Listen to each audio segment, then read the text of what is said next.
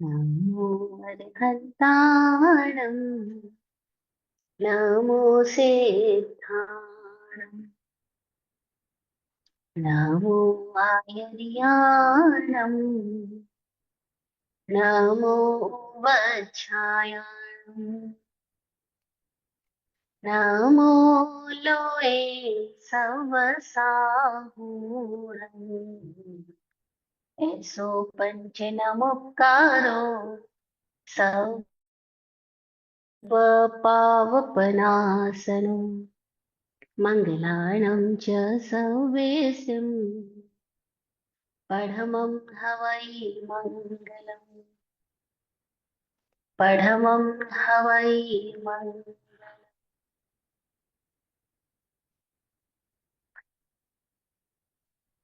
गुरु के ज्ञान का टीका मेरे मस्तक पे लग जाए।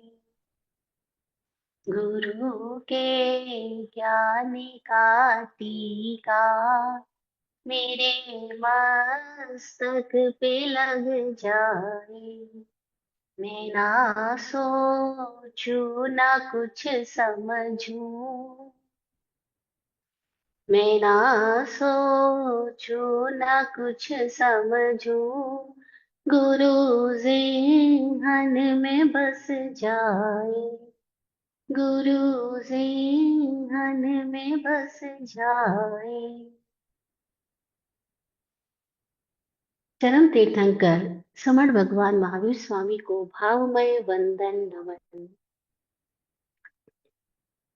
सावक साविका, साधु और साध्वी रूप चतुर्विद तीर्थ को प्रणाम।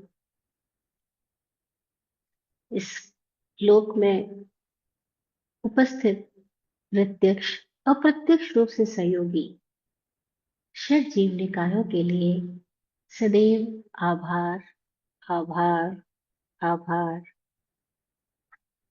परस्परोग्रहो जीवानाम का उद्घोष देने वाले विद्या वाचस्पति वाचक उमा स्वाति जी की प्रज्ञा को नमन। इस जीव को बोध और दृष्टि देने वाले आत्मज्ञानी पूज्य श्री विराट गुरु जी को नमन। सतत अपने प्रेम से सिंचित करने वाले स्वामी विकास जी को नमन।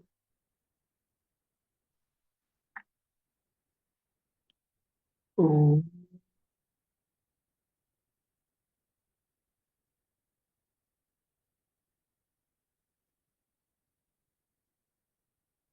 ओम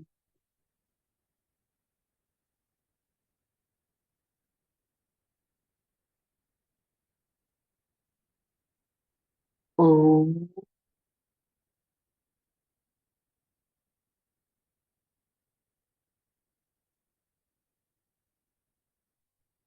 सिद्धा सिद्धिं मम दिशन्तु,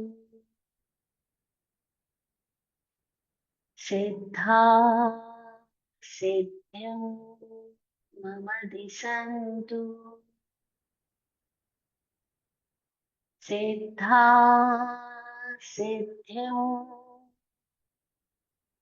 मम दिशन्तु।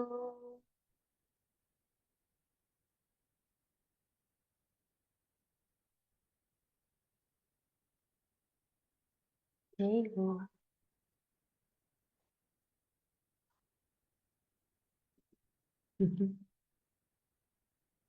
तो बहुत मजा आ रहा है ये जानने में कि संसार क्या है, कैसे बनता है।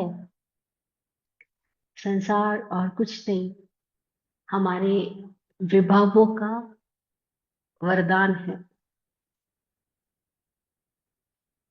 जैसे मुक्ति हमारे स्वभाव का, ऐसे संसार हमारे विभाव का।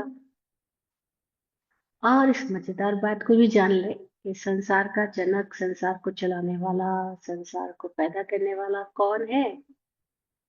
जैसे लोग बोलते हैं ना, दुनिया बनाने वाले क्या तेरे मन में समाहित करे को दुनिया बनाने, तो दुनिया बनाने वाला कौन है। तो विराट गुरु जी बहुत मजे से कहते थे दुनिया बनाने वाले कौन है। वो कहते थे हमारे अपने विभाव ही तो दुनिया को बना रहे हैं, इसलिए दुनिया के जनक हम ही हुए। कोई और नहीं हुआ, हम ही हुए। वो जो विभाव है उसी को आश्रम कहा गया है। विभाव को आश्रम कहा गया है, स्वभाव को संवर कहा गया है। आश्रम है आगमन, आश्रम है आकर्षण, आश्रम है प्रवाह को अपनी ओर आकर्षित करना, आश्रम है फिर उस प्रवाह के साथ संबंध स्थापित कर लेना, बंध है। और उस संबंध में कैसे अलगाव पैदा हो जाए, साक्षी भाव पैदा हो जाए, तो वो बंधन निर्जरा बन जाएगा। और जब निर्जरा परिपूर्ण हो जाए तो वही मुक्ति हो जाएगी। सब कुछ बहुत संक्षिप्त में, बहुत आ, आसानी से समझ में आ जाए ऐसा है, लेकिन आता तो नहीं ना। दिक्कत तो ये है कि आसानी से समझ में आ जाए ऐसा होते हुए भी आता नहीं। क्यों नहीं आता? क्योंकि हमारा लगाव अभी कहीं और है। हमारी खोज मुक्ति की अभी कॉन्शियसली नहीं बनी है। अनकॉन्शियसली तो सभी लोग मुक्ति ही खोज रहे हैं। अनकॉन्शियसली तो सभी लोग ऐसी परम शांति को खोज रहे हैं कि जहाँ उनके भीतर कोई तनाव ही ना हो, कोई द्वंद्व ही ना हो। और वो तनाव और द्वंद ना रहे इसके लिए वो बहुत सारे उपाय कर रहे हैं। जो लोग अभी अमेरिका के अंदर एक नया नया प्रचलन आया हुआ, अफ्रीका में भी बहुत ज्यादा प्रचलित हो चुका, आया हुस्का।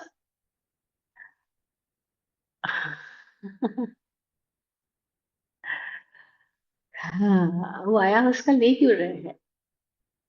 वो उसका सेवन, ऐसे आया हुस्का या ऐसे कोई भी मादक पदार्थों का, नशीले पदार्थों का सेवन आदमी कर तो इसीलिए रहा है कि ताकि वो कहीं एक गहन शांति में चला जाए, मेमोरी से डिस्कनेक्ट हो जाए, द्वंद से मुक्त हो जाए, उसी परम विश्रांति का अनुभव हो जाए। लेकिन ये विश्रांति का अनुभव किसी पर डिपेंडेंट होकर के वो लाना चाह रहे हैं। और ज्ञानी कहते हैं जो भी डिपेंडेंसी है वो बंधन ही है। मुक्ति का मतलब तो इंडिपेंडेंसी है, स्वतंत्रता है, इंडिपेंडेंस हो जाना है।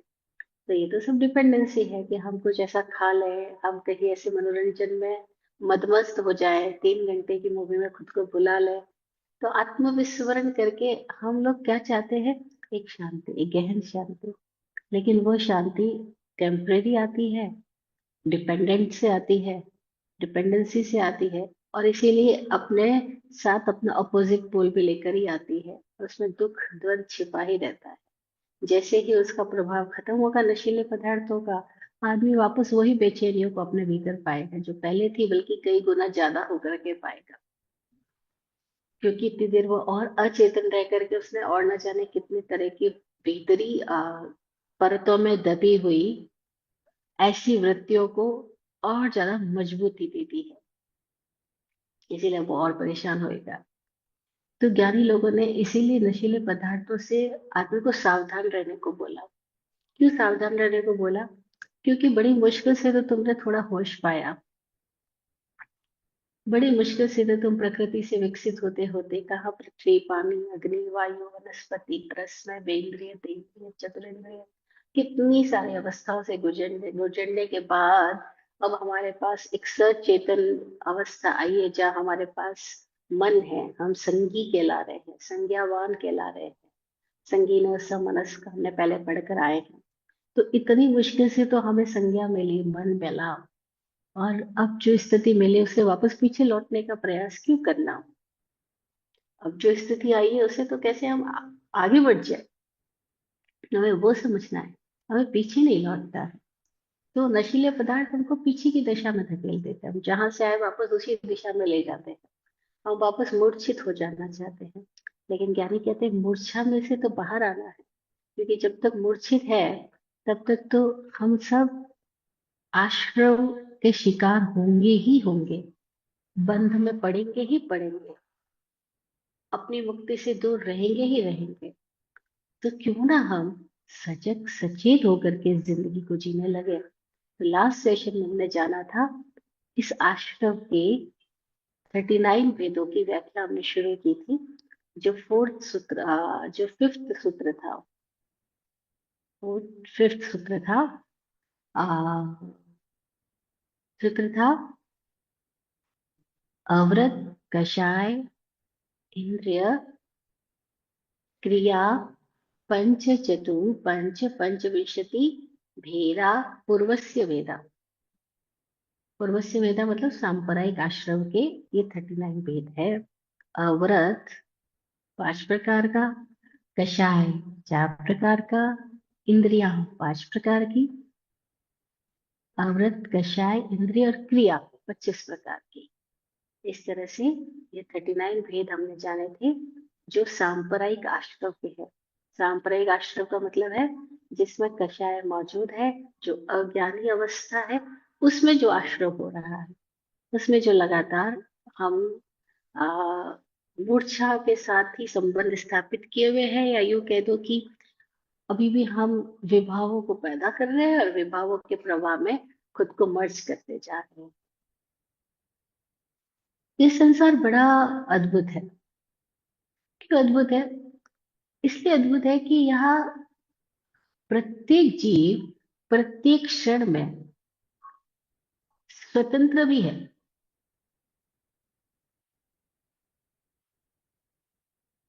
और पराधीन भी।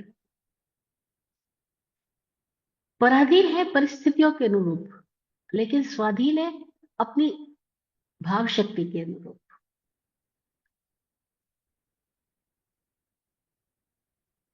हो सकता है कोई इस प्रवाह में डूब रहा है और फिर भी तैरने का या तैरने का, मुक्त होने का संकल्प लिए हुए है, मुक्ति की आभा अपनी आंखों में बसाए हुए है। और कोई ऐसा भी हो रहा है कि वो मुक्त होने की स्थिति में है लेकिन फिर भी डूबने का भय लिए हुए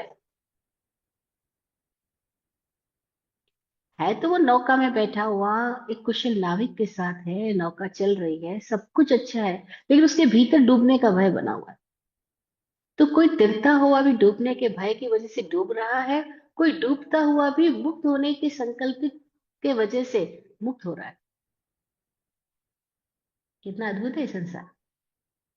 हर क्षण हम निमित्त और काल के सापेक्ष होते हुए भी हमारे भीतर एक तत्व सदा ही रहता है जो इन सबसे निरपेक्ष बना रहता है। लेकिन चूंकि हमारे भीतर की उस निरपेक्ष स्थिति के साथ हम कॉन्शियसली कनेक्टेड नहीं होते, इसीलिए हम अपनी पुरानी ही वृत्तियों में जीते जाते हैं। और वो पुरानी वृत्तियां किस तरह की है? वो पुरानी वृत्तियां भय की है, चिंता की है, दुख ग्रहण करने की है। यूं कह दो कि एक वर्ड में कि हम नादान ही बने रहना चाहते हैं। उस नादानगी को सूत्रों की भाषा में मिथ्यात्व कह दिया गया। और वो जो मिथ्यात्व है उस दशा में जीने वाले को अव्रति कहा गया। उसके पास अभी कोई व्रत पैदा नहीं हुआ, क्योंकि व्रत तो विवेक से आता है। व्रत तो सही समझ का परिणाम है। सही समझ होगी तो उसका परिणाम स्वरूप व्यक्ति के भीतर एक व्रत पैदा होगा, एक संकल्प पैदा होगा, एक विवेक पैदा होगा। और विवेक, विवेक के लिए भारतीय मनीषियों ने बहुत सुंदर वर्ड दिया। वो कहते हैं विवेको हंस। विवेक हंस की तरह होता है। हंस की तरह क्यों होता है? कि हंस जैसे दूध और पानी को अलग कर देता है, ऐसे ही विवेक सार्थक और निरर्थक के बीच में भेद करना जानता है। व्यर्थ क्या है, छोड़ने योग्य क्या है, हेय क्या है, और उपादेय क्या है, सार्थक क्या है। इन दोनों के बीच में अंतर पैदा करके क्या क्या ग्रहण करने योग्य उस दिशा में जाना उसको स्वयं आता है। किसको? जिसके भीतर विवेक है। इसलिए व्रत परिणाम है विवेक का। अभी हमारे में विवेक नहीं जागा।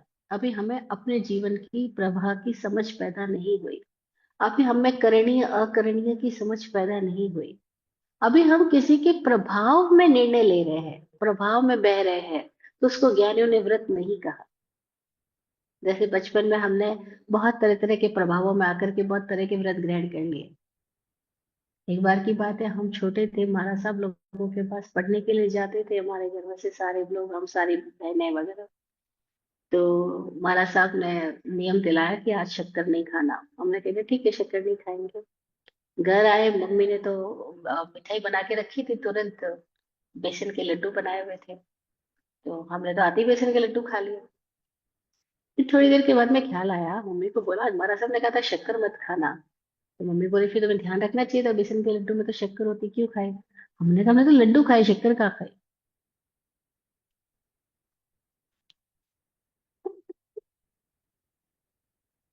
हमारे भीतर तो इतना ही था कि शक्कर मत खाना, महाराज जी ने बोला था। हमने तो लड्डू खा लिए, शक्कर तो खाई नहीं।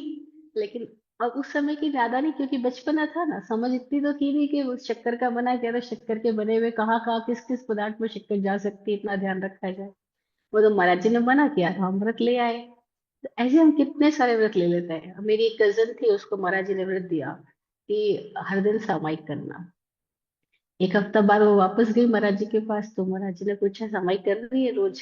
तो उसने बोला नहीं। तो बोला तूने नियम तो लिया था कि मेरा हर हर दिन सामायिक करूंगी। तो बोला अभी नियम शुरू नहीं किया है मैंने।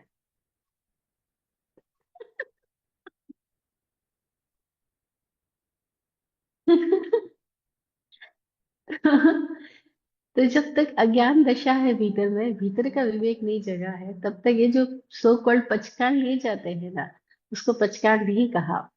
बहुत गजब की विवेचना जैन सूत्रों में मिलती है। उन्होंने पचकांड की भी क्लासिफिकेशन की है। उन्होंने कहा जो बिना समझ के पचकांड है वो दू पचकांड है। दू। जो समझ से पचकांड है वो सु पचकांड है। पचकांड के आगे भी सु और दू लगा दिया कि जो बिना समझ के आ रहे हैं वो दो ही है। दुखद ही है, दुष्ट ही है, दुविधा में डालने वाले ही है, द्वंद में ही ले जाएंगे। तो कहा दू पचकांड है। सुपचकांड कौन है? जो समझ और विवेक से स्वयं से आया है, जो किसी प्रभाव में नहीं आया, किसी प्रभाव में नहीं आया, अपने भीतर के विवेक दशा से आया है। तो अव्रत किसको कहा? अव्रत आश्रव है। अव्रत आश्रव कब क्यों है? क्योंकि अव्रत में जीने का मतलब ही है कि व्यक्ति के भीतर विवेक नहीं है। विवेक होगा तो व्रती होगा, अविवेक है इसलिए अव्रती है। अब जो अव्रत आश्रम है, इसके उन्होंने 5 वेद बताए हैं। तो लास्ट सेशन में हम यहाँ तक पहुंचे थे कि कैसे हमारे में विवेक जागे, और अगर विवेक नहीं है तो वो जो अव्रती अवस्था है उसको हम अपने भीतर कैसे समझ सके। तो उसको 5 वेदों से समझाया गया है। यूं तो अव्रत का मतलब हर क्षण ही अव्रत है। उसका भेद क्या होगा? जब अवृत्ति अवृत्ति है तो प्रत्येक क्षण में अवृत्ति है। अब प्रत्येक क्षण में अवृत्ति है तो वो प्रत्येक क्षण में जो कुछ भी कर रहा है वो सब अव्रत आश्रम का भेद ही है। अब वो अव्रत आश्रम का भेद ही है, क्योंकि अव्रत अगर चल रहा, खा रहा, पी रहा, बोल रहा, anything else, in every situation, in every position, he is अव्रति। तो सारे भेद अव्रत के ही हुए। अविवेक के ही हुए। लेकिन फिर भी इन्होंने 5 भेद किए। 5 भेद क्यों किए? क्योंकि कहीं इस मोटी बुद्धि को समझने के लिए हमारे लिए गाइडेंस दे दी उन्होंने कि भाई आदमी कहीं तो समझ जाए, किसी बात ही तो समझ जाए। तो अवरत आश्रम के भी 5 वेद समझाएंगे। 5 वेद हम सब ने बहुत सुन रखे हैं, कॉमन वर्ड से, फिर भी मैं दोबारा बोलती हूँ, क्योंकि जैन आगमों और सूत्रों को सुनने पढ़ने वाले लोगों के लिए तो ये वर्ड्स कॉमन हो सकते हैं। लेकिन जिन्होंने अभी तक जैन आगम जैन सूत्रों में कभी अपनी रुचि नहीं रखी या कभी उसमें गति करी ही नहीं है, उनके लिए वर्ड्स नए भी हो सकते हैं। तो क्या वर्ड्स है, जरा हम इस पे बात करें। पहले 5 शब्द पे चलते हैं। प्राणातिपात, मृषावाद, अदत्तादान, मैथुन और परिग्रह। ये 5 अव्रत आश्रम के भेद बताए गए हैं। इस सूत्र में तो यही कहा गया है कि अव्रती के 5 भेद, लेकिन कौन से 5 भेद है वो इस सूत्र में नहीं बताया गया है, क्योंकि सूत्र तो संक्षेप में दिया गया है। लेकिन इसी की व्याख्या जिन्होंने ये सूत्र लिखे उन्होंने ही कर डाले। यानी वाचक उमा स्वाति जी ने पहले तत्वार सूत्र लिखा, उसके बाद में उन्होंने तत्वार सूत्र की टीका भी करी है, भाष्य भी लिखा है, और उसमें उन्होंने इसके सारे भेद बताए हैं। तो उन्होंने इसमें अव्रत आश्रम के 5 भेद जो बताए वो क्या है? प्राणातिपात, वृषावाद, अदत्तादान, मैथुन और परिग्रह। और जो लोग जैन सूत्रों के परिचित है, जैन समाज के साथ जुड़े हुए, उनको पता होता है कि जो साधु बन जाते हैं वो 5 महाव्रतधारी होते हैं, है ना। वो 5 महाव्रत कौन से हैं? प्राणातिपात का विरमण, वृषावात का विरमण, अदत्तादान का विरमण, मैथुन का विरमण और परिग्रह का विरमण। ये पांचों ही प्रकार के आष्टकों से वो मुक्त होते हैं। यानी उनमें इतनी समझ भी होना उतना विवेक भी जागृत होना, और उस विवेक के परिणाम स्वरूप उनका जीवनचर्या व्रत युक्त चर्या हो जाना, तो वो साधु के पंच महाव्रत की इस भूमिका में आ पाते हैं। ठीक है। लेकिन मूल आधार क्या है? विवेक। विवेक का मतलब क्या है? जागरण, जागरूकता, होश आ जाना, मैं कौन हूँ इसको जान जाना, मैं कौन हूँ और कौन नहीं हूँ, ये भेद विज्ञान आ जाना। जब तक मैं कौन हूँ और मैं कौन नहीं हूँ यही नहीं पता लगा है, तब तक बाकी की सारी स्टोरी पैदा ही नहीं हो सकती, है ना। क्योंकि यात्रा की शुरुआत सबसे पहले इसको जानने से तो होगी कि यात्री कौन है, वो कहाँ खड़ा है और उसको जाना कहाँ। अगर उसको, यात्री को यही नहीं पता मैं हूँ कौन, खड़ा कहाँ हूँ और जाना कहाँ है, तो वो यात्रा करेगा ही कैसे? नहीं। वो बचपन में हमने कहानी आप बहुत सुनी पड़ी थी ना, उसमें कहानी थी ना कि जंगल में 11 मित्र चले गए, और वो 11 मित्र जंगल में से गुजरते हुए नदी पार करने लगे। जब नदी पार करके एक किनारे से दूसरे किनारे पर आने लग गए, तो मित्रों ने गिनती करी कि हम 11 बराबर आए, कोई एक आध डूब तो नहीं गया। तो जो भी मित्र गिनती कर रहा है वो कह रहा है अरे 10 ही आ रहे हैं, एक कोई डूबा है हमारे में से। सुनी बचपन में ये स्टोरी। तो वो दूसरा कहता है रुक तू मत गिन, मैं गिनता हूँ, तो गलती हो सकती है। वो भी, उसने भी गिना, उसने कहा 10 ही है यार, कोई एक तो गायब है हमारे में से। ऐसे करके उन 11 ही मित्रों ने गिनती कर रहे हैं, 11 ही मित्र कह रहे 10 ही है, कोई एक तो गायब है हमारे में से। वो एक कोई डूब गया जो हमें पता नहीं चल रहा, वो एक कौन है जो डूब गया जो पता नहीं चल रहा। तो ये सारे बैठ के वहां सिर पकड़ करके रोने लग गए।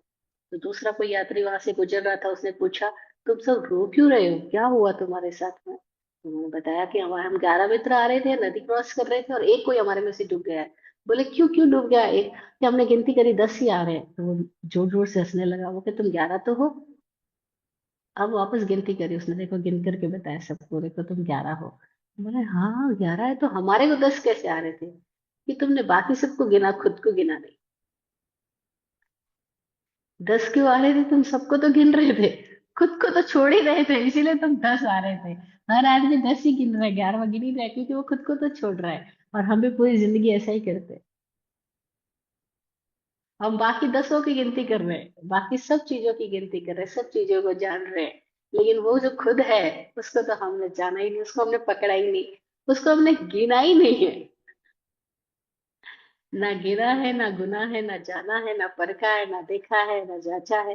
तो फिर होगा क्या? बाकी सबकी गिनती करते रहो तो फिर वो नहीं आएगा, अरे हम में से एक को एक कम है। वो एक कौन है? कम है। तो भगवान कहते हैं पहले उस एक को जान लो, जिसको जानने के बाद और कुछ जानने योग्य नहीं रहता। बस एक को जान लो, जिसको जानने के बाद कुछ और जानने की आवश्यकता ही नहीं बचती, इच्छा ही नहीं बचती। बस एक को जान लिया तो सबको जान लिया। और वो एक कौन है? वो 11 लोगों ने जो गलती करी वही हम लोग गलती कर रहे हैं, उस एक को छोड़ के बाकी सबको जान रहे हैं, है ना। तो अव्रत आश्रम में हमें सबसे पहले समझने योग्य बात यह है कि आश्रम तब तक है ही जब तक खुद को जानना ही नहीं, है ना। और आश्रम तब तक रहेगा ही जब तक हमें यही नहीं पता कि हम है कौन, हम खड़े कहाँ हैं, और हमें जाना कहाँ है, होना क्या है।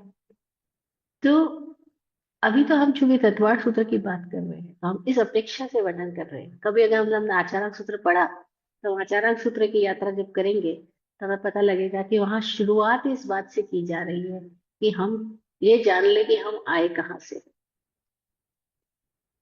कितनी अद्भुत बात है। आचार की शुरुआत आचार से नहीं होती है, आचार की शुरुआत ज्ञान से होती है। और ज्ञान का पहला कदम 11 को जानने का नहीं है, ज्ञान का पहला कदम एक को जानने का है। और वो एक कौन है? वह जो उसके भीतर प्रश्न पैदा हुआ है। तो क्या वो प्रश्न पैदा हो गया है? क्योंकि हम अव्रत आश्रम की बात तो कर रहे हैं, और अव्रत के साथ ही व्रत समझना होगा, क्योंकि दोनों जुड़े हुए हैं ना। अगर अव्रत समझ में आएगा तो व्रत समझ में आएगा, व्रत समझ में आएगा तो अव्रत समझ में आ जाएगा, है ना। तो शुरुआत यहाँ से होती है कि हम कैसे अपने भीतर से एक समझ पैदा हो जाए, तो हम व्रत की भूमिका में आते हैं। वो समझ नहीं होती है तो हम अव्रत की अवस्था में रहते हैं। तो वो जो अवृत की अवस्था है, इसका मतलब अविवेक, अजागरण, बेहोश, चित्त की बेभान दशा, है ना। उस बेभान दशा में हमारी जो जीवनचर्या है उस जीवनचर्या में चूंकि प्राण धारा हम सबके भीतर बह ही रही है, इस शरीर में हम जो रह रहे हैं वो प्राण धारा की वजह से शरीर में टिके हुए हैं। जैसे हम एग्जांपल देते हैं कि ये बल्ब जल रहा है, ये एसी चल रहा है, ये फैन चल रहा है, तो इसके पीछे कोई करंट है। अगर करंट ना हो तो बल्ब पड़ा रहेगा, चलेगा नहीं। अगर करंट ना हो तो एसी का ये डब्बा पड़ा रहेगा, चलेगा नहीं। तो इसके पीछे कोई करंट है जो इसको चला रहा है। तो ऐसे ही इस शरीर में है, उसके भीतर कोई करंट है जिसकी वजह से शरीर में हमारा जीवन गतिमान है। उस करंट का नाम प्राण है। तो वह जो प्राण धारा है उसका अतिपात है। प्राणातिपात जो है वो अवरत आश्रम का पहला भेद है। प्राणातिपात आश्रम है। अब प्राणातिपात मतलब क्या है? कि वह जो प्राण धारा, वह जो करंट बह रहा है, उस करंट को बहने की तीन स्थितियां हो सकती है।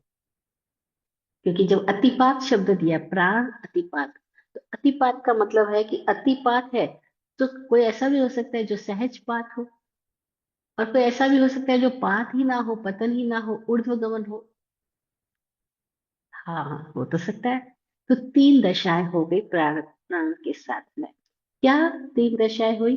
एक दशा है कि प्राणों का सहज वर्तन हो रहा, प्राण सहज रूप से गतिमान है। जैसे हम देखें, हमें प्राण का बहुत ज्यादा अनुभव नहीं है, हम जी प्राणों से रहे, लेकिन हमें प्राणों का अनुभव नहीं है। तो कोई बात नहीं, थोड़ा बहुत श्वास का अनुभव तो है। क्योंकि जिसको हम श्वास कह रहे हैं, योगी लोग उसको श्वास मात्र नहीं कह रहे हैं। योगी लोग हमारे श्वास लेने और छोड़ने की प्रक्रिया को खाली श्वास लेना नहीं कह रहे, वो कह रहे हैं हम श्वास के साथ प्राण वायु ले रहे हैं,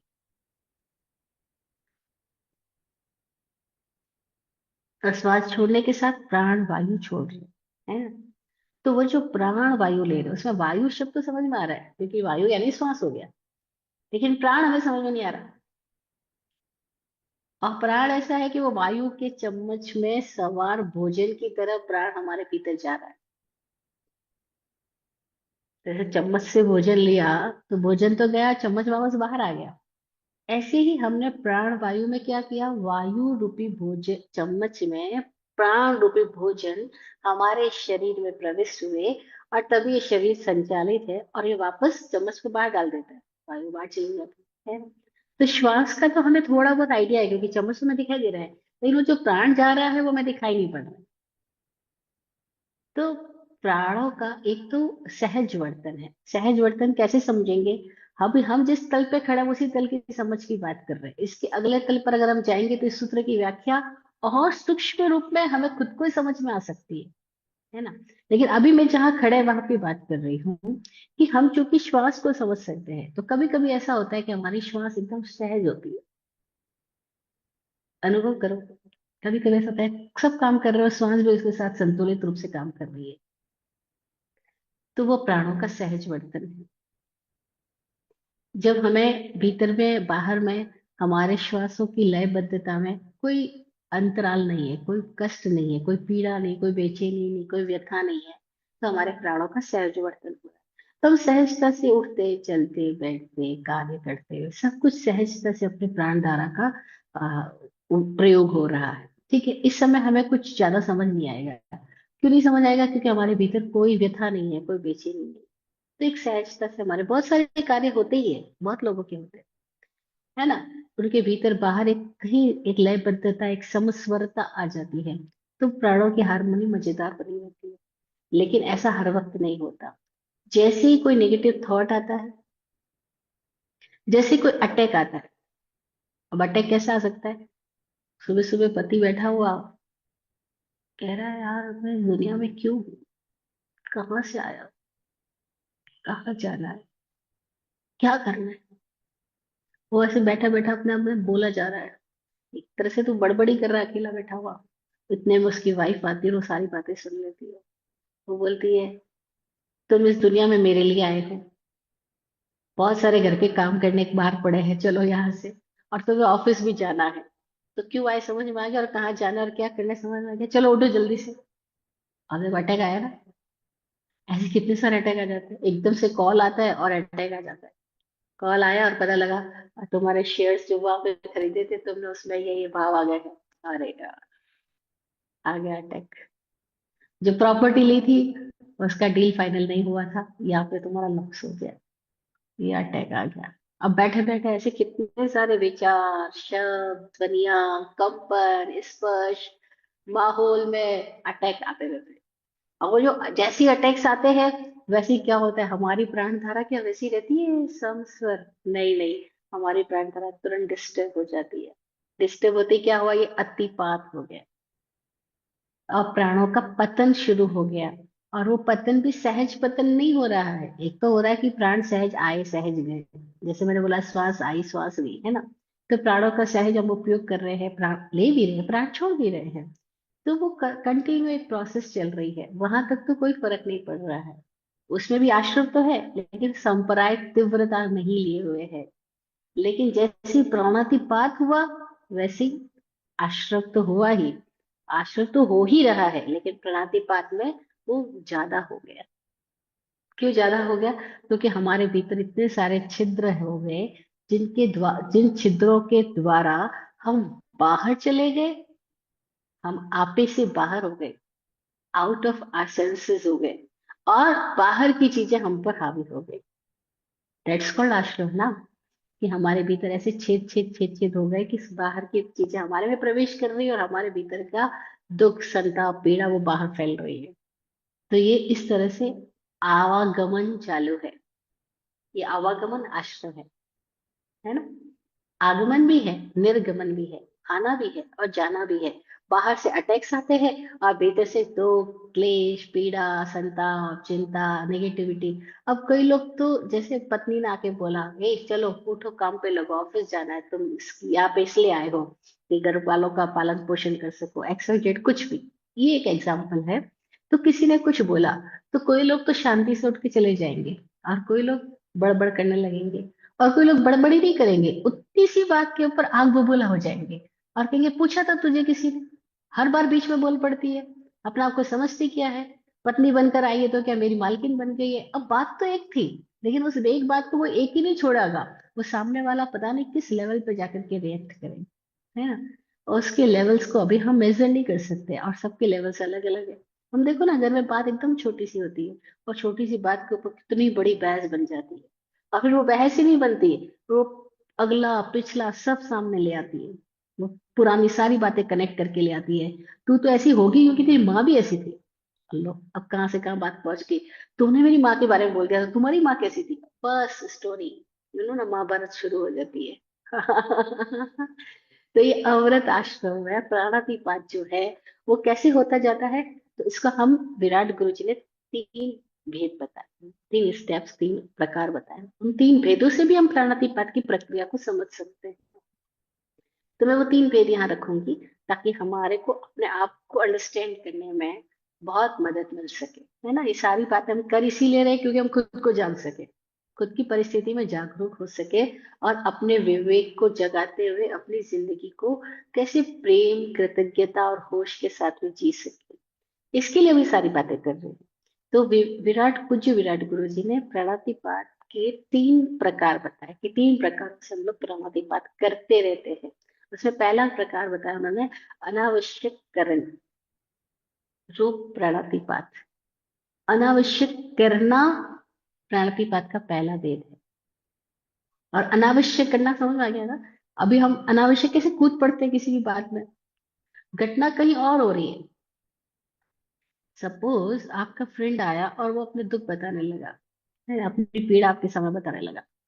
अब वो अपनी पीड़ा बताना आया, और आपने उसको अपनी इतनी सारी पीड़ाएं सुना डाली। तेरे साथ तो कुछ नहीं हुआ, जो मेरे साथ हुआ उसके तो तू जान ही नहीं सकता, क्या क्या मैंने सहन किया है, छोटी सी उम्र से मेरे साथ तो बस, ना स्टोरी शुरू हो जाती है। तो जरा सा कोई एक स्विच ऑन करने वाला चाहिए, जरा सा कोई एक पिंच करने वाला हो, उसके बाद तो हमारे भीतर से कितना कुछ अनावश्यक निकलना शुरू हो जाता है। और घंटों घंटों हमें पता तक नहीं चलता हम क्या बोल पड़े, क्या कर बैठे, क्या कह बैठे। और जब परिणाम सामने आता है, कोई वापस आपकी स्टोरी बाहर चली गई, उसने किसी और को बोल दी, उसने किसी और को बोल दी, और आपने जिसके बारे में स्टोरी के पात्रों का नाम लिया था उन तक बात पहुंच गई, उनसे वापस लौट करके आपके पास आई, हमने तेरे साथ कब ऐसा किया था। अब आप कहते हो लेकिन मैंने कब आपको कहा। तो बोले तूने नहीं कहा, दुनिया भर में मेरी बातें करता जा रहा था। देखो कैसे घरों में ये सब रोज ये हवाएं चलती रहती है, हाँ। इधर से उधर, उधर से उधर, सब सब कोई बल्लेबाजी करता रहते हैं, सब कोई क्रिकेट की तरह गेम्स खेलते रहते हैं, हाँ? सब कोई वो तश्तरी उड़ाते रहते हैं, और ऐसी कितनी सारी बातें घूमती रहती है। अनावश्यक, अनावश्यक, टोटली अनावश्यक, जरूरत ही नहीं थी। लेकिन हमें कहाँ होश है कि वह पता लगे कि क्या जरूरत का और क्या गैर जरूरी है। हमें होश हो तो पता लगे ना कि हम क्या गैर जरूरी कर रहे हैं और क्या जरूरत का कर रहे हैं। हमें तो इतना होश ही नहीं है। हम तो बस बोले जा रहे, बोले जा रहे, बोले जा रहे, किए जा रहे, किए जा रहे, नहीं होती। हम लोग कभी कभी समुद्र के किनारे, नदी के किनारे बैठे या तालाब के किनारे बैठे हैं, तो कंकड़ उठाते और तालाब में फेंकते हैं, पत्थर उठाते समुद्र में फेंकते हैं, बैठे बैठे कुछ ना कुछ। और कुछ नहीं तो आपके पास कोई कागज पड़ा है तो बैठे बैठे कागज को पढ़ते रहेंगे। और कुछ नहीं तो पहले मैंने देखती थी लोगों के पास में बॉल पेन होती थी, वो बॉल पेन का switch on off, on off, on off. और कुछ नहीं, लोग बैठे बैठे अपने पैर हिलाते रहेंगे, ऐसे जोर जोर से पैर, अरे हिला क्यों, तुम सीधे सीधे बैठ जाओ, कुर्सी पे बैठे हो। लेकिन वो कुर्सी पे बैठे हुए लगातार लगातार ही चलते चले जा रहे हैं, क्योंकि उनका दिमाग चल रहा है ना। तो वो अनावश्यक करते जा रहे हैं। ऐसे कोई लोग दिन भर गुटखा दबाए हुए अनावश्यक चबाते जा रहे, चबाते जा रहे, फिर कुछ भी बोले जा रहे हैं, बीड़ी फूके जा रहे हैं।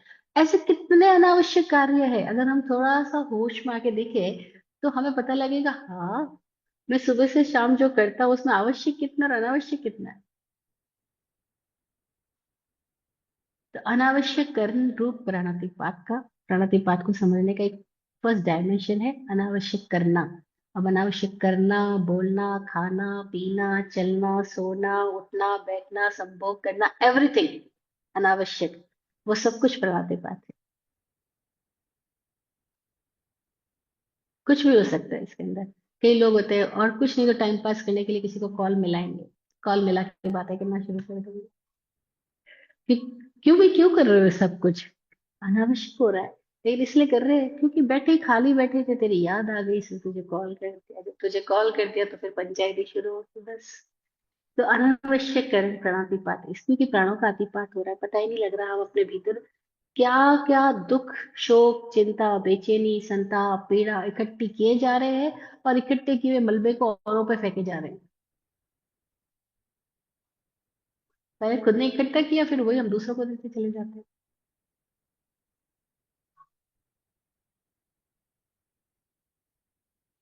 तो हमने तुमको एक कही, तुमने हमें 21। हमने तुमको एक कही, तुमने हमें 21। एक एक टकरा गए, 20 भये बख्शीश।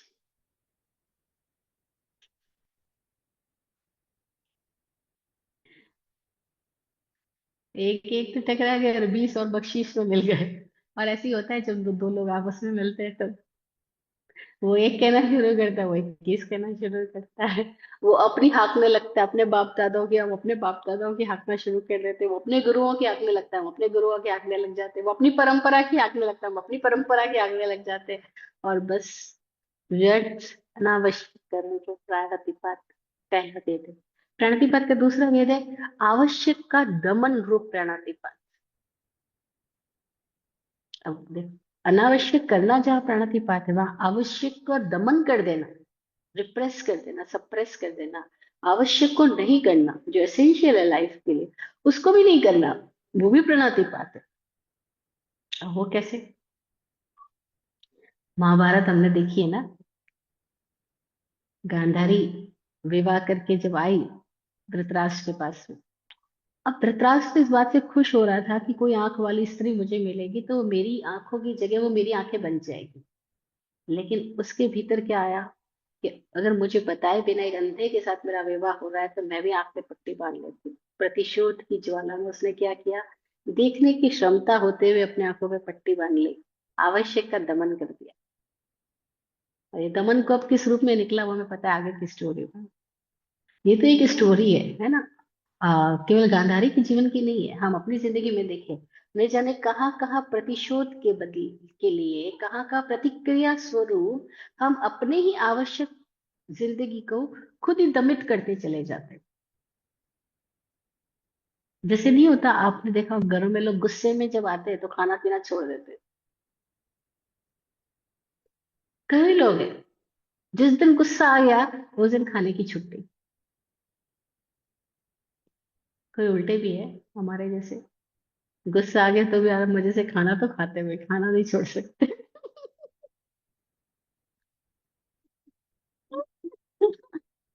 और कई लोग होते हैं जब गुस्से में आते हैं उस दिन कहते हैं आज मेरा उपवास है। वो उपवास उपवास कुछ नहीं, उनका गुस्सा है।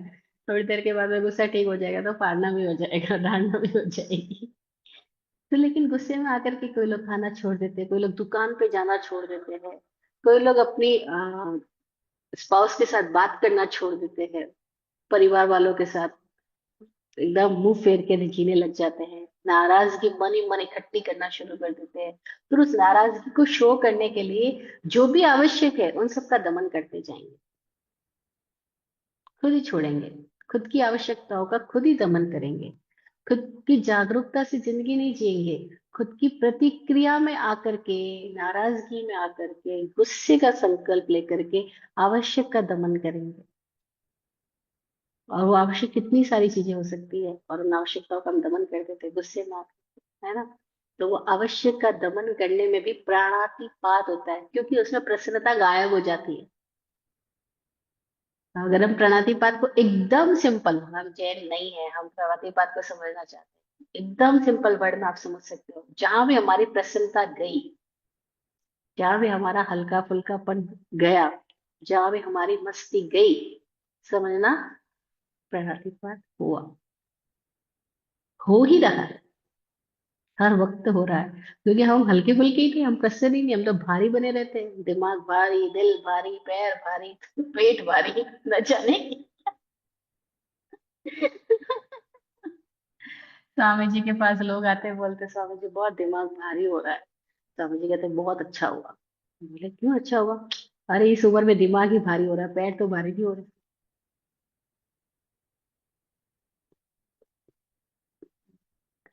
तो वो किसी भी आदमी को इस मोड़ पे आके हंसा देते हैं कि वो आदमी एक बार तो अपनी पीड़ाओं को भूल के हल्का फुल्का हो ही जाए। वो किसी भांति हंसाना जानते हैं। बहुत अद्भुत है कला उनके पास में, क्योंकि वो खुद हल्के फुल्के रहते हैं ना, तो कोई कोई भी बात एकदम चूटियों में, एकदम चूटी में ले लेते हैं, अरे वाह ये तो बहुत ही आराम हो गया, बहुत मजा हो गया, हर चीज को मजा में बदल देते हैं। तो कितनी गजब बात है। एक बार एक आदमी आया बड़ी परेशानियों का पहाड़ लेकर के, उसने इतनी सारी अपनी सारी स्टोरी सुनाई। मेरे साथ उसने धोखा किया, ये गया, मेरा पैसा यहाँ खा लिया उसने, ये हो गया वो हो गया। जब सारी स्टोरी पूरी हो गई, स्वामी जी तालियां बजाए, बोले अब तो नाचो गाओ डांस करो। बोले आप पागल हो गए हो, मैं इतना परेशान हूँ और आपको ये नाचना गाना डांस गाना कैसे आ रहा है? स्वामी जी बोले अरे मजा करो, इस सारी परेशानियों के बावजूद हम सांस ले पा रहे हैं, हम जिंदा है। ये नहीं दिखाई पड़ रहा है कि हम सबके बावजूद हम जिंदा है, मरे ही नहीं अभी तक। अरे जिंदगी का तो मजा ले लो, ये सब तो होता रहेगा। लेकिन हमको आता नहीं है। प्रणातिपात जब हो रहा होगा, अब इतने भारी हो जाएंगे, हमें कुछ समझ ही नहीं आएगा। और हम पहले बात कर चुके हैं कि जो तेरे संताप वही है पाप, वही है पाप, वही है पाप। उगड़े आत्म गुण, समझ ले पुन, समझ ले पुन, समझ ले पुन। जब हमने पुण्य और पाप की बात की थी तो कहा था जो हमें पतित कर रहा है वो पाप है। जो तेरे संताप वही है पाप, जो हमारी पीड़ाएं हैं वो पाप है। और पीड़ा लेने की आदत पाप है, वो हमें समझ नहीं आ रहा। हम समझ रहे पैसा चला गया वो पाप है, पैसे के जाना बिल्कुल भी पाप नहीं है। पैसा आया या गया उसका तो स्वभाव ही आना और जाना है, क्योंकि पुद्गल का मतलब है आया राम गया राम। पुद्गल का तो मतलब ही आया राम गया राम है, वो तो आएगा और जाएगा। लेकिन जो संताप हो गया वो पाप हो गया। और आने जाने में जो मस्ती हो गई, जो मौज बना लिया, जो प्रसन्न बने रहे, अपनी प्रसन्नता नहीं खोई, वो पुण्य हो गया। तो किसी अनुभवी लोगों ने ये भी कहा कि प्रसन्नता पुण्य है और पीड़ा पाप है।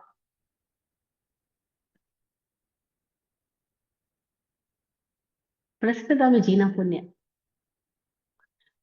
स्वामी स्वामी जी अपने अनुभव सुनाते हैं कभी कभी, तो कहते हैं कि वो जिस आश्रम में रहे थे माधवपुर में, उसमें जो स्वामी जी थे उनका नाम था स्वामी ब्रह्म वेदांत जी। उनको सब लोग वहाँ भगवान बोलते थे आश्रम में। तो कहते भगवान के पास जब कोई आता तो भगवान सबको एक बात कहते थे, जी मत जलाना, बस जी मत बाळजे। गुजराती में बोलते थे, जियो जियो मत बाळजे, अपने आप को दुखी मत करना। क्योंकि खुद को दुखी किया तो अनावश्यक भी करोगे, और आवश्यक का दमन भी करना है। आवश्यक का दमन करने का मतलब दुख पैदा करना है ही। और दुखी आदमी आवश्यक का दमन करेगा। नहीं आता हमारा मूड खराब है तो हम नहाएंगे नहीं, मूड खराब है किसी से बोलेंगे नहीं, मूड खराब है ये काम करेंगे नहीं, मूड खराब है पढ़ाई करेंगे नहीं। अब आवश्यक का दमन हो रहा है, बताइए चाहिए। कोई लोग गुस्से में आकर के कैसे कैसे निर्णय ले लेते हैं, और फिर निर्णय के बाद में पछताना भी शुरू होता है, लेकिन गुस्सा है। तो गुस्से को पाल करके जो निर्णय लिए जा रहे हैं, जो अपनी ही जीवन धारा को के प्रवाह को खुद ही हम चट्टान डाल के रोक रहे हैं, वो आवश्यक का दमन रोक रहा है।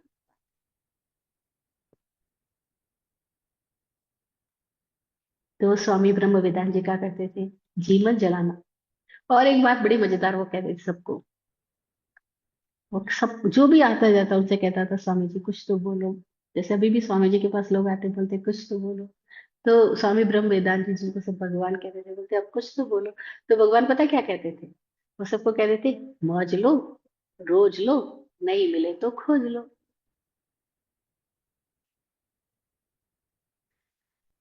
सौराष्ट्र में माधोपुर एक बहुत प्यारी जगह है, समुद्र के किनारे वो बसा हुआ गांव है। और उस गांव में रुक्मणी और कृष्ण का मंदिर है, जहाँ रुक्मणी के चोरी के फेरे हुए थे माधव के साथ में, इसलिए उस गांव का नाम माधोपुर पड़ा। तो वहां पे बहुत बड़ा आश्रम है उनका। और वो सबको एक ही बात, मौज लो, मजे लो, रोज लो, नहीं मिले तो खोज लो। यानी हल्का फुल्का रोना, जिंदगी में जी क्यों जलाना आपने, परेशान मत होना। क्योंकि जैसे तुम परेशान हुए तो परमात्मा तुम्हारे भीतर ही है, कहीं बाहर थोड़ी है। तुमने उस परमात्मा को परेशानी दे दी, पीड़ा दे दी। अब परमात्मा कहीं है तो वो दुखी लोगों को पसंद नहीं करेगा, वो सुखी लोगों को पसंद करेगा, क्योंकि उसका स्वभाव आनंद रूप है, तो वो आनंदित लोगों को पसंद करेगा, वो परेशान लोगों को थोड़ी पसंद करेगा। तो प्राणातिपात मतलब परेशानी, स्थितियां। जब तक हम परेशान, हम प्राणातिपात में हैं। और परिस्थिति कैसे भी हो, हम उस हर परिस्थिति में मौज ले सकते हैं। कोई आदमी बर्तन धोते हुए मौज ले सकता है, मजे से गुनगुनाते हुए डांस करते हुए बर्तन धो सकता है। एक इंसान ने तो बर्तन धोने की 112 विधियां विकसित कर ली। तो बर्तन कैसे धोए जा सकते हैं, 112 तरीके पैदा कर लिए बर्तन धोने के, तो हम कल्पना भी नहीं कर सकते। कल इस शरीर का जन्मदिन मनाया जा रहा था। 12 अक्टूबर मेरा बर्थ डेट होता है। तो हम सारे लोग इकट्ठे हैं, क्योंकि हम स्वामी जी के साथ सब 16 लोग ट्रेवल कर रहे हैं चार धाम यात्रा में। तो बर्थडे का केक वगैरह लेकर आए, तो मैंने स्वामी जी को बोला कैसे करें केक कट। स्वामी जी बोले तो केक को हाथ में पकड़ो और गोल गोल डांस करो, फिर उस केक को अपने गाल पे लगा लो। मैंने वही डांस करना शुरू कर दिया, केक को हाथ में लेकर के। दो बड़े केक थे, दोनों बाउस हाथ में लिया और मजे से डांस कर रही हूँ। अभी सब लोग वैसे जैसे केक कटते हैं वैसे ही कट क्यों करना, केक कट करने के भी कितने सारे तरीके हो सकते हैं।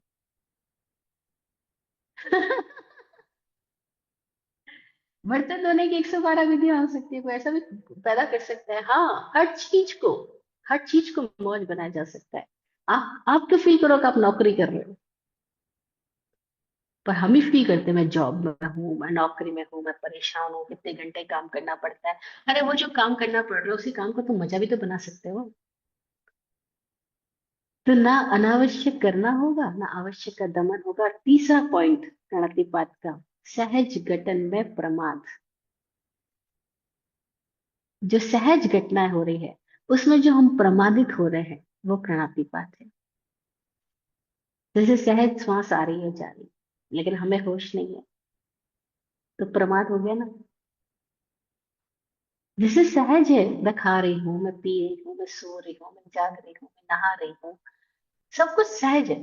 लेकिन जो सहज कार्य है, सहज घटनाएं हैं, जो हर दिन की बातें हैं, सहज घटनाएं जो कुछ हो रही है, उसमें प्रमाद है, तो वो भी प्रणातिपात। जैसे हम सामान को उठाया और रखा, ये सहज घटना है। लेकिन सामान को उठाने और रखने में ध्यान कहीं और है, तो क्या हुआ, सामान गिर गया, बिखर गया, टूट गया। अब ये प्रमाद हुआ ना, ये प्रमाद हुआ, प्राणातिपात हुआ। प्राण चाहे स्व का हो या पर का हो, प्राण प्राण है, इसलिए प्राणातिपात शब्द दिया है। चाहे आपके कुछ बोलने से किसी और के प्राणों में व्यथा पैदा हुई है, तो भी प्राणातिपात है। किसी और के चित्त में टूट फूट पैदा हुई, वो भी प्राणातिपात है। और किसी और के करने से आपके भीतर आई, तो भी प्राणातिपात है। तो प्राणों में भेद नहीं होता कि प्राण चाहे स्व का हो या पर का हो, प्राणों का अतिपात होना प्राणातिपात है। और अतिपात होने का मतलब है कि सहज पात नहीं है, वो एक्सट्रीमली पतन किया गया है। उसमें कोई आवेश जुड़ा है, कोई आक्रामकता जुड़ी है, कोई बेचैनी जुड़ी, कोई व्यग्रता, कोई चिंता, कोई पीड़ा जुड़ गई है। और पीड़ित व्यक्ति के पास से जो निकलेगा वो क्या होगा। इसलिए मैं बार बार एक बात कहती हूँ कि दुखी व्यक्ति कभी आशीर्वाद नहीं दे सकता। दुखी व्यक्ति से आशीर्वाद निकल ही नहीं सकता, दुआ निकल ही नहीं सकती, दुखी व्यक्ति से दुख ही निकलेगा।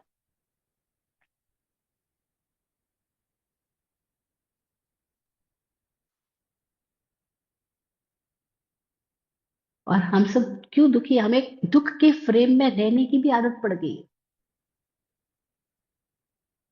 एक आदमी जब भी घर पे आता सीरियस चेहरा लेकर, उसके मित्र ने पूछा, यार तू बाहर तो इतना हंसता है, खेलता है, हम सबके साथ मजाक करता है, तो घर में जब जाता है तो तेरा चेहरा इतना सीरियस क्यों हो जाता है। उसने बोला, अगर मैं घर में सीरियस नहीं रहा तो तुरंत ही मेरी पत्नी पैसे मांगना शुरू कर देगी, मेरे बच्चे पैसे मांगना शुरू, सब खर्चे के लिए आएंगे, सब अपनी इच्छाएं मेरे सामने रखने लगेंगे, सब अपने ड्रीम प्रोजेक्ट मेरे सामने रख, मैं इतना सीरियस बना रहता हूँ, किसी को मुझसे बात करने की हिम्मत ही नहीं पैदा होती। सहज गठन में प्रमाद, आवश्यक का दमन और अनावश्यक का करना, तीनों हकीकत में एक साथ होते ही है। क्योंकि जब अनावश्यक कर रहे हो तो आवश्यक का दमन हो रहा है, और जब आवश्यक का दमन हो रहा है और अनावश्यक कर रहे हो तो सहज हर घटना में प्रमादित तो हो ही। तो प्राणातिपात को समझने के ये तीन डायमेंशन जो पूज्य विराट गुरु जी ने हमें बताया, आज हमने उसको थोड़ा सा जाना। पुरानी किताबों में जो आ, आवश्यक सूत्र के अंदर जो प्राणातिपात की व्याख्या आती है, उसमें प्राणातिपात को उन्होंने 5 भेदों से समझाया। बंधे वहे छविच्छे ऐ भारे पत्तपाण विच्छे, कि बांध दिया, रोक दिया, आपने बेटे को बोल दिया तेरी स्टडी यहाँ से ही हो सकती है, इसके सिवा और कहीं से नहीं हो सकती, तेरे को इतना ही पढ़ने देंगे, इससे ज्यादा हम पढ़ने नहीं देंगे, बंद कर दिया। एग्जाम्पल है, कितने सारे एग्जाम्पल हो सकते हैं। नौकरी करनी है तो इसी एरिया में करनी होगी, शादी करनी है तो इसी लड़की से करनी होगी, बंधे, वही, वध कर दिया, डिस्ट्रॉय कर दिया, डिसमिस कर दिया, डिसमेंटल कर दिया। बंधे वहे, वध करना। छवि छेद, छवि का छेद कर दिया। उसने जो इमेज बनाई है, उसकी जो प्रतिमा है, उसकी जो व्यक्तित्व है, उसकी जो पर्सनैलिटी है, उसको डिवाइड कर दिया, उसको डिस्टर्ब कर दिया,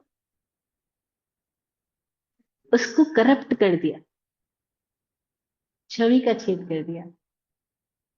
कुछ दिनों पहले, कुछ महीनों पहले इधर राजस्थान के अंदर एक परंपरा ने, अपने ही जैन परंपरा, स्थानक वासी की परंपरा ने, अपने संप्रदाय में अपने आचार्य को, उन्होंने अपनी संप्रदाय से अलग कर दिया। बोले इस आचार्य को अब हम आचार्य नहीं मानेंगे। पब्लिक पूरी इकट्ठी करी उसके लिए, हजारों लोग संप्रदाय के लोगों ने इकट्ठे किए, जगह जगह गांव गांव से बसें बुलाई, माहौल पड़ा, धर्म सभा खड़ी करी। और धर्म सभा में क्या अधर्म कर रहे हैं वो, नाम धर्म सभा है, और काम क्या कर रहे हैं कि ये व्यक्ति अयोग्य है, इसलिए अब हम इसको हटा करके इसके भाई को आचार्य बना रहे हैं। और एक आचार्य क्या कर रहा है, वो धर्म सभा इकट्ठी कर रहा है और ये कह रहा है कि वो फला व्यक्ति आचार्य होने के योग्य नहीं, इसलिए तुम जो उनको मान रहे हो उनको मानना बंद करके मुझे मानना शुरू करो। एक आचार्य क्या कर रहा है, एक लेटर निकाल रहा है कि फला साधु को मैं संघ से निष्कासित करता हूँ क्योंकि उसने कोई गलती कर दी। अब ये सब क्या कर रहे हैं, प्राणातिपात नहीं कर रहे, खुद का भी दूसरे का भी। प्राण तो प्राण है, स्व का हो या पर का हो। लेकिन हम पता नहीं कब ऐसे अपने भीतर की किसी परंपरा के अहम में आकर के या किसी सैद्धांतिक धारणा के वहम में आकर के हम अपने से अलग विचार, व्यवहार और शैली रखने वाले को आराम से बोल देते हैं। हम इसको अपने से डिस्कनेक्ट करते हैं, हटाते हैं, इनको मान्यता ही नहीं देते। अरे भाई हम कौन है मानने वाले या ना मानने वाले, लेकिन हम तुरंत बोल देते हैं, हम मान्यता नहीं देते, इनको हटाते हैं यहाँ से। और ऐसा कहते हुए हम प्रणतिपात कर रहे होते हैं। हमें अहंकार दिखाई नहीं पड़ता, हमें अपना आग्रह दिखाई नहीं पड़ता। और आग्रह के वशीभूत, अहंकार के वशीभूत, अंधता के वशीभूत लोग परिवार विच्छेद करते हैं, संघ विच्छेद करते हैं, गण विच्छेद करते हैं, लोगों की भावनाओं को आहत करते हैं, उनकी परिस्थिति, उनके कर्म को समझे बिना। वे भगवान महावीर के पास भी तो लोग पहुंचे थे कि कहने के लिए कि देखो ये आपने किसको दीक्षा दे दी, इस बालक को। ये नहीं जानता कि पानी के अंदर कागज की नाव बना करके बहा रहा है। ये साधु बना है, इसको पानी में कागज की नाव बहा करके बनाना कल्पता है क्या? भगवान महावीर के पास जाकर के बड़े बड़े मुनियों ने शिकायत करी, अहिवंता मुनि के बारे में। और भगवान क्या बोल रहे हैं? अरे तुम उसकी क्रिया देख रहे हो, उसके भीतर की स्थिति देखो। वो तो कह रहा है मैं तिरू मेरी नाव तिरे, वो तो तिर रहा है और उसकी नाव तिर रही है। वो बालक नाव तिराता हुआ ये नहीं देख रहा है कि डूब रही है नाव, या पानी में झील है, या कागज की नाव है, ये है वो है, पात्रा क्यों बहा रहा हूं मैं। वो तो मजे कर रहा है, वो कह रहा है मैं तिरू मेरी नाव तिरे। तुम क्यों परेशान हो रहे हो? तुम परेशान हो रहे हो तो तुम अपनी परेशानी का कारण अपने में खोजो। तुम्हारे भीतर कोई उम्मीद है, तुम्हारे भीतर कोई धारणा है, तुम धारणा की आंख से देख रहे हो, चश्मा लगा के देख रहे हो, तुम उसकी वास्तविक स्थिति को नहीं देख रहे हो। और ये कहानी कह के भगवान ने कितनी सारी बातें हमारे सामने रख दी कि क्रिया मत देखो, उसके भीतर की स्थिति देखो। वो तो तिर रहा है, मैं तीरों मेरी नाव तेरे। और तुम जो उसको देख देख के परेशान हो रहे हो, तुम डूब रहे हो, तुम आश्रम कर रहे हो, तुम संप्राय में जा रहे हो। वो तो एरियापथ में मजे कर रहा है, उसको किसी की परवाह नहीं है, वो बेपरवाह बादशाह हो गया है, अपने ही भीतर मुक्त हो रहा है। और तुम उसकी नाव तिराते देख के परेशान हो रहे हो। तो भिक्षु तुम अपने भीतर कारण खोजो, तुम्हारी परेशानी का सबब तुम्हारे भीतर कोई आग्रह है, कोई चिंता है, कोई अभिमान है। और होता है, जो क्रिया कर रहा होता है उसको अपनी क्रिया करने का अभिमान होता है। जो तपस्वी हो जाता है उसको अपनी तपस्या का अभिमान आ जाता है। जो त्यागी हो जाता है उसको अपने त्याग का अभिमान आ जाता है। और इस तरह से सहज गठन में प्रमाद होता है, अनावश्यक का दिखावा होता है, आवश्यक का दबाव हो जाता है, और आदमी अपने प्राणों का दीपात करता चला जाता है। बंदे वही छविछे कई भारे, अत्यधिक भार डाल देना, कैपेसिटी से ज्यादा भार डाल देना, खुद पे या किसी पे। चाहे आपके घर में काम करने के लिए हाउस मेकर्स है, हाउस होल्ड, आपके हेल्पिंग हैंड्स है, जो आपके साथ आपका मदद करवाते हैं। आप सोचते हो जो मदद कराने आए हैं तो सारा काम इन्हीं से करवा लो, सारा भार इन्हीं पे डाल दो। वो कह रहे तू बोझा उठा। अरे भी तुम भी तो हेल्प करा सकते हो, लेकिन नहीं, तुम बोझा उठा क्योंकि तू नौकर है, तुझे मैं पैसे दूंगा इस बात के बदले में। आई भारे अति भार डाल देते हैं। अति भार कहाँ कहाँ नहीं डालते देखे? सबसे पहले तो खुद के दिमाग में डालते हैं अति भार, खुद की खोपड़ी को भारी बनाए रखते हैं, हल्का फुल्का बनाते ही नहीं। अरे भी कभी तो इसको उतार के भी रख दो, इस टोपी को, इस हैट को। आपने तो देखो मस्त बाल ही हटा दिए, उतार के रख दिया। चाह गई चिंता मिटी मनवा बेपरवाह, जिसको कुछ नहीं चाहिए वो जन्मे शहंशाह।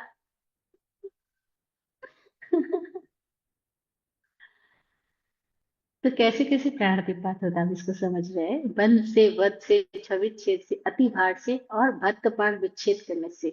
किसी की आवश्यकता का विच्छेद कर दिया, किसी की बजट मानी कोई, उसका छुड़वा दिया, उसकी रोजगारी छुड़वा दी, उसका काम धंधा छुड़वा दिया, किसी की कोई नौकरी हटवा दी, कुछ भी तरह से हमने जब किसी की आवश्यक जरिया में बाधा पैदा कर दी, तो बद्धपाण विच्छेद हो गया, ये भी प्राणातिपात हो गया। तो प्राणातिपात अनेक तरीकों से हम करते जाते हैं। पूज्य विराट गुरु जी ने 3 डायमेंशन हमको समझाया। अनावश्यक करण, आवश्यक का दमन, सहज गठन में प्रमाद। और परंपरा से 5 वेदों से हम सब करते ही समझते चले आ रहे हैं। तो जहां जहां प्राणातिपात है, वहां वहां आश्रम है। प्राणातिपात रूप अवरत आश्रम। आज तो हम एक ही टॉपिक को समझ पाए, वर्षावाद की बात हम अगले सेशन में करेंगे। तो जो आज हमने समझा है, उसको हम अपने जीवन में प्रयोग में लाएं कि कहाँ कहाँ हम प्रणतिपात कर रहे हैं। ना करेंगे तो क्या होगा? प्राणों का सहज पतन तो होगा, लेकिन अति पतन नहीं होगा। और एक तीसरा डायमेंशन भी हम खोल सकते हैं, जिसमें प्राणों का ऊर्ध्वगमन हो, ना सहज पतन हो ना अति पतन हो। वो ऊर्ध्वगमन का डायमेंशन भी खुल सकता है। उसके लिए कुछ प्रयोग किए जा सकते हैं। जो लोग प्रयोग करने को तैयार है, इच्छा रखते हैं, वो मुझसे संपर्क कर सकते हैं। मैं उनको प्रयोग के बारे में सजेशन दे सकती हूँ। तो कोई चाहे तो ऐसे प्रयोग भी कर सकते हैं कि जिससे प्राणों का ऊर्ध्वगमन होना शुरू हो जाए। आज इतना ही। कोई जिज्ञासा, कोई प्रश्न है तो उसके लिए समय रखते हैं। जय हो। आप फूलो फलो, हो जिंदगी मखमल मुलायम। आप फूलो फलो, हो जिंदगी मखमल मुलायम। आपकी हर खुशी पे है हमारी जान सदके। दुआ करते हैं चुपचाप, दिल की थाप से हम। दुआ करते हैं चुपचाप, दिल की थाप से हम। रहे जाते नवाजे, हर घड़ी अरमान सबके। अमन और चैन से गुजरे आपका वक्त सारा। अमन और चैन से गुजरे आपका वक्त सारा। रुख पे खिलती रहे यूं रूह की मुस्कान खुल के। रुख पे खिलती रहे यूं रूह की मुस्कान खुल के। जय हो, जय हो, जय हो। सबका कल्याण।